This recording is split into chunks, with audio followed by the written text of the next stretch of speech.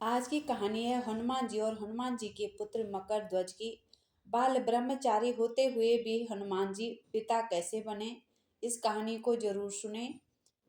बात उस वक्त की है जब लंकापति रावण प्रभु श्री राम से युद्ध में हारने लगा, तो उसने अपने भाई पाताल लोक के स्वामी अहिरावण को श्री राम और लक्ष्मण जी का हरण करने को मजबूर किया।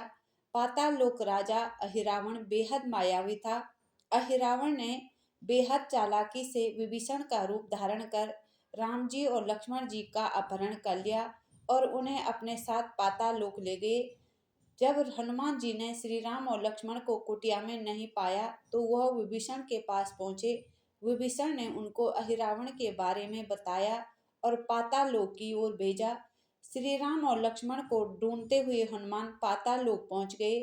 पाताल लोक में 7 द्वार थे और हर द्वार का एक रक्षक था। हनुमान जी ने 6 द्वार रक्षकों को परास्त कर दिया, लेकिन जब वो अंतिम द्वार पर पहुंचे तो अचंभित रह गए।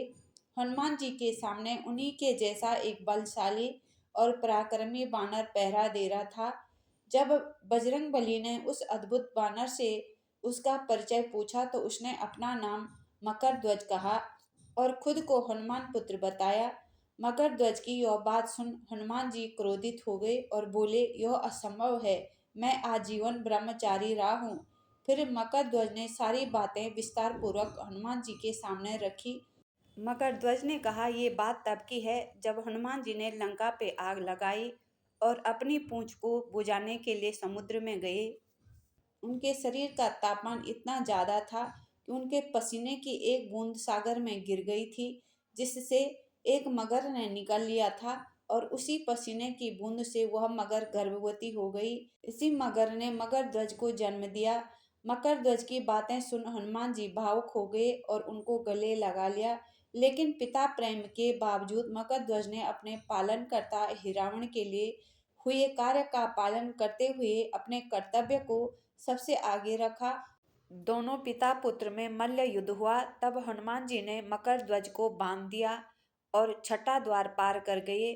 वहां एक दुदुम्बी नाम की महिला ने हनुमान जी को अहिरावण की सारी बातें बताई।